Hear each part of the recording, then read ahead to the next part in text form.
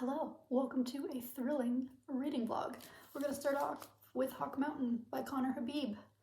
And I think my plan for this is going to be to read for a little bit and check in and let you guys know what it's about, because I don't want to read the synopsis. And I don't want to read a synopsis to you because that is boring as heck. So let's get reading. A thriller, August 1st. Wish me luck.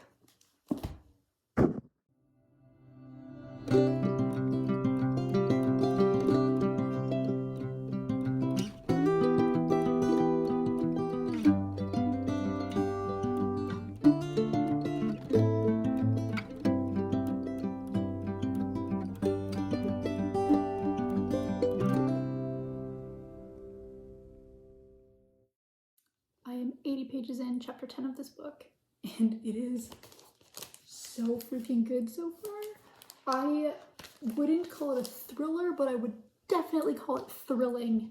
The tension that is being built up between these two characters, and I'm just wondering if at any moment it's gonna snap, is unbelievable. Totally sucked in, hook, line, and sinker. So far you have Todd. He's the dad. Jack was the bully when he was a kid, and just through really circumstances, Jack ends up crashing at Todd's place for an unspecified amount of time. And the whole time you're jumping back to when they were kids and how the bullying took place and what occurred. And then you come back to adults and the way Jack is able to act like nothing happened, and Todd is kind of freaking out about it the whole time, but keeping it really internal. I'm waiting for things to explode. I cannot believe how well this book has been written. And so, like I said, so far, not a thriller, but thrilling, and the tension and just the relationship between these two guys has me absolutely hooked, and I'm so stoked about it. So definitely I'm gonna do a little bit more reading. I have some work to do this afternoon, and I'd like to work out, but I'm gonna read a little bit before lunch, and then after lunch I'll get to, the more important stuff. I'm back. I have finished Hawk Mountain, and I've got to say the ending is a bit of a letdown for me. The first 2/3 were so good. The first half had me just absolutely gripped, as you saw in the previous clips. And while I shouldn't say the ending's a letdown, the tone, there's a big tone shift in the writing and in the atmosphere and in the tension about halfway through the book that I really didn't see coming. I was shocked by what occurred, but I think that there was such a build-up, and the climax kind of happened a little bit earlier than I anticipated. And that isn't to say that things drag after it. I just think that what I loved about the first half was what was being built up, and so afterwards I was kind of just ready for it to come to a conclusion, and it didn't come as quickly as I maybe thought it should. However, the one thing that Conner Habib did really well in this book is your feelings towards the protagonist shift. It changes. You're on his side, and then things happen, and you just don't know what to think anymore. And that was very well done, and something that I don't remember really feeling towards thriller characters a lot, at least as much as I did in this particular case. So I would definitely recommend picking it up, though. It was very, very good. And I have since started All the Sinners Bleed by S.A. Cosby. So far, this book is very bleak. It's very dark and disturbing, and I'm not really sure what to think of the main character, but I'm about 150 pages in, and I'm going to do a little bit more reading today. I have to go to the library today. I'm going to have a coffee at some point, make some lunch. That's going to be it. So when I have more to say about S.A. Cosby, I will come back. Until then, I don't know, go get yourself a nice coffee or something. Have a great day.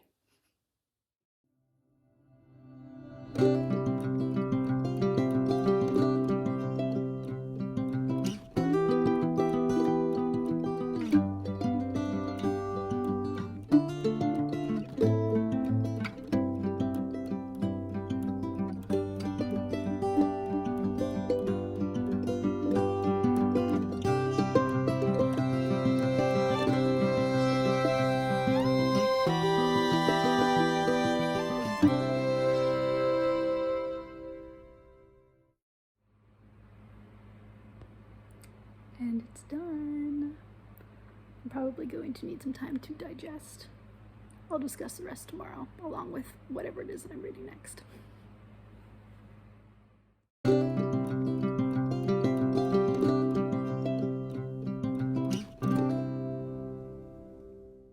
morning, it's Sunday. It's been a few days since I last updated you. I had just finished reading All the Sinners Bleed by S.A. Cosby.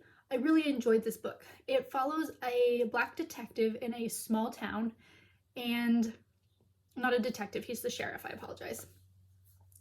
And all of a sudden these murders start happening. Well, okay, I'm skipping a lot of steps. I tried to remember what was in the synopsis so I don't spoil anything. There is a shooting, and from this shooting, a whole bunch of light is brought on a pretty big issue that is occurring in this county. And this county, small town, has a pretty racist past, and this Black sheriff is dealing with that along with having to solve this new mystery, this crime. And it's a very S.A. Cosby book, so it gets a little action movie, I guess would be the kind of the term I would use. I don't like grotesque gore. I can't handle it.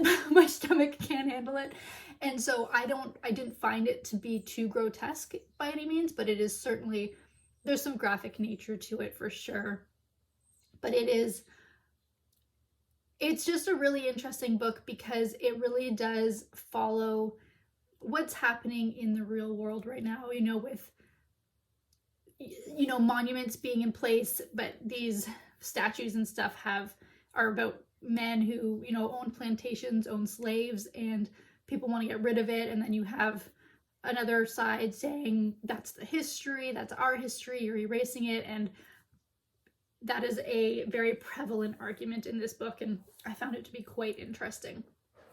After S.A. Cosby's book, I did kind of switch a little bit, and I went to The Hunting Wives by May Cobb, which is a much lighter thriller. It follows 4 women, but particularly you're following Sophie, who gets involved with these other 4 women, and they have what's called the hunting club, where they go out on Friday nights and they shoot clay pigeons or clay pots or whatever. What is it, skeet shooting or something? I'm not sure what the exact term is. It's not something I've ever seen. And one day, a body shows up on the property of where they've done the shooting. And going into it that there are some links between the body and these women in the club. And Sophie has to clear her name, essentially. So it's very much I guess, I don't know, do you call that more like a domestic thriller? I'm not really sure what the exact term for domestic thriller is. One thing is, though, I don't really love when the protagonist of the book is a female who talks about how she loves her life, but then she starts to question whether she really loves her life, sort of thing. Like, there's something about the protagonist who's in a marriage and has a kid, and then through this whole thing feels like she's hiding a piece of herself by being just in a marriage and with a child. I don't know, that seems to be a very prototypical, stereotypical protagonist in thrillers, and I don't really love those. That's my own personal preference. I still enjoyed this book enough. It was a pretty easy read. It's actually it's got quite small font, but I found the content to be fairly easy to read, so I did enjoy it enough. And if it's a thriller, you're just kind of looking for like an easy thing to read, it doesn't get super violent or gory or anything like that, then definitely probably worth your time. And now I am currently reading Secluded Cabin Sleeps 6 by Lisa Unger. I think once I finish this book, that's where this vlog is going to end. I have more thrillers coming my way, but I'll do a part 2. I'm fairly early on into this book. They've only just arrived at the cabin. I mean, I don't even think all of them are there yet. But one of the characters that you're following, I think her name's Hannah, discovered a review about the place that they're going from years back where somebody described it as like creepy, and the owner was kind of just a weird dude. So we will see where that goes. They're very obviously being set up for something because there's a point of view from a woman who has nothing to do with the people, well, she does, I imagine, is connected in some way, but she's not one of the 6 that are going to this cabin, but we're getting her point of view. So something's about to go down and we'll see how it goes. But so far, I would say this has been a pretty big success. I mean, none of the thrillers have been like off the charts 5 stars for me yet, but I haven't DNF'd any, which in of itself is a win. And so I'm pretty stoked about that. I'm going to do a little bit more reading. It's Sunday, my husband's out for a ride. I'm gonna just chill for a bit and then do some reading, and we'll see where the day takes us. But I hope your Sunday is also going very well.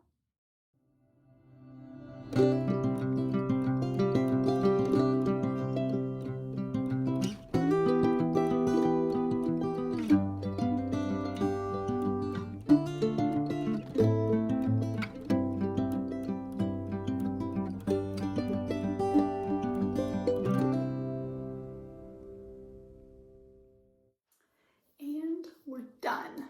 I finished the final book that is going to be included in this vlog last night, Secluded Cabin Sleeps 6. It's a family thriller. I actually really enjoyed this one, and I'm kind of surprised because I have found myself lately being really annoyed with these types of plots. They're just so predictable and boring and cliche, but there was something about this one that, I don't know, grabbed me and kept hold. You're introduced to one character very early on in the book, and the whole time I was trying to figure out where the connection was with the 6 people that are at the cabin. Like, what's the link? And I wasn't totally sure until pretty far into the book, which I really liked. There is a perspective from somebody who is kind of outside the drama that I think actually added a lot to the book. There's just something about the way the story was told that wasn't as stereotypical as I am used to in these types of thrillers, and I really, really, really enjoyed that. So while I was saying earlier I've seen a lot of people haul this book, I hadn't seen many people really talk about it. I'm not really sure why that is, but for me, I really enjoyed it. If you're looking for just a straightforward thriller, but that to me had a little bit of uniqueness, I would definitely say pick this one up and see what you have to say about it, because I really enjoyed it. And that to me is, like I said, this whole vlog has been a pretty big win, but that one was the biggest win so far because it was the one that I think I was least sure about going in.